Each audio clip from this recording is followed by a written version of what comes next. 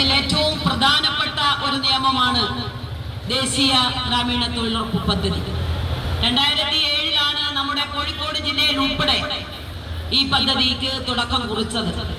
ഏകദേശം 10-18 വർഷങ്ങളായി ഈ ഇന്ത്യ രാജ്യത്തെ ഗ്രാമീണ മേഖലയിലെ പാവപ്പെട്ട തൊഴിലാളികൾക്ക് അത്താണിയായിട്ടുള്ള ഈ തൊഴിലുറപ്പ് പദ്ധതി ഇന്ത്യ രാജ്യത്ത് നടപ്പിലാക്കി വരികയാണ്. BJP അധികാരത്തിൽ 2014 വന്നതോടുകൂടി ഈ തൊഴിലുറപ്പ് പദ്ധതിയെ ഞെരുക്കി കൊല്ലുക എന്ന് നമ്മുടെ നാടൻ ഭാഷയിൽ പറഞ്ഞാൽ അതേപോലെ ഈ തൊഴിലുറപ്പ് പദ്ധതിയെ ഇല്ലായ്മ ചെയ്യുന്നതിന് വേണ്ടി കേന്ദ്ര ഗവൺമെന്റ് ശ്രമിച്ചുകൊണ്ടിരിക്കുകയാണ്. 2007 ഇന്ത്യ രാജ്യത്തെ തൊഴിലുറപ്പ് തൊഴിലാളികളുടെ കൂലി 125 രൂപയായിരുന്നു. ആ 125 രൂപയിൽ നിന്ന് നമ്മുടെ NRG വർക്കേഴ്സ് യൂണിയന്റെ നേതൃത്വത്തിൽ തൊഴിലാളികളുടെ പ്രക്ഷോഭ സമരത്തിന്റെ ഭാഗമായിട്ടാണ് ഇന്ന് 369 രൂപയിലേക്ക് തൊഴിലാളികളുടെ കൂലി വർദ്ധിച്ചിട്ടുള്ളത്. ഈ സമരത്തിൽ നമ്മൾ ഉന്നയിക്കുന്ന ഏറ്റവും പ്രധാനപ്പെട്ട മുദ്രാവാക്യം ഇന്ന് കേന്ദ്ര ഗവൺമെന്റിന്റെ തെറ്റായ ജനദ്രോഹ നയത്തിന്റെ ഭാഗമായി എല്ലാ സാധനങ്ങൾക്കും വലിയ രൂപത്തിലേക്ക് വില വർദ്ധിപ്പിക്കുന്ന ഈ ഒരു സാഹചര്യത്തിൽ ഈ തൊഴിലുറപ്പ് തൊഴിലാളികളുടെ മിനിമം കൂലി 600 രൂപയാക്കി വർദ്ധിപ്പിക്കണം എന്നാണ് ഞങ്ങൾ ഉന്നയിക്കുന്ന ഒന്നാമത്തെ ഡിമാൻഡ്.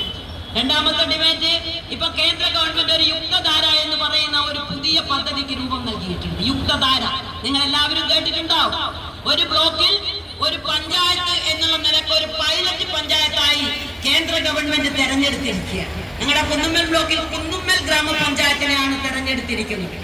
ഈ കേരളത്തിലെ 21 ലക്ഷം കുടുംബങ്ങളിലായി 32 ലക്ഷം തൊഴിലാളികൾ ഈ കേരളത്തിലെ ദേശീയ ഗ്രാമീണ തൊഴിലുറപ്പ് പദ്ധതിയിൽ പണി ചെയ്തിരുന്ന ഈ പാവപ്പെട്ട തൊഴിലാളികളെ ദ്രോഹിക്കുന്നതിന് വേണ്ടിയാണ് കേന്ദ്ര ഗവൺമെന്റ് ഈ യുക്തധാര എന്ന് പറയുന്ന ഒരു ആപ്പ് രൂപീകരിച്ചിട്ടുള്ളത്. ഈ ആപ്പ് രൂപീകരിച്ചപ്പോ കേന്ദ്ര ഗവൺമെന്റിന്റെ ഈ തൊഴിലുറപ്പ് നിയമത്തിലെല്ലാം കാറ്റിൽ പറത്തിക്കൊണ്ട് ഈ തൊഴിലുറപ്പ് പദ്ധതിയെ തകർക്കുന്ന രൂപത്തിലേക്കുള്ള നിയമമാണ് കൊണ്ടുവന്നത്. യുക്തധാര എന്ന് പറയുമ്പോൾ നമുക്ക് 2 അക്ഷരത്തിൽ പറയാൻ വേഗം കഴിയും. ഈ യുക്തധാര ആപ്പ് ഇപ്പൊ നിലവിൽ വന്നു കഴിഞ്ഞാൽ ഇന്ന് കേരളത്തിലെ 32 ലക്ഷം തൊഴിലിടങ്ങളിലെ തൊഴിലാളികൾക്ക് ആ തൊഴിലില്ലാത്ത രൂപത്തിലേക്ക് ഈ പദ്ധതി മാറാൻ വേണ്ടി പോവുകയാണ്.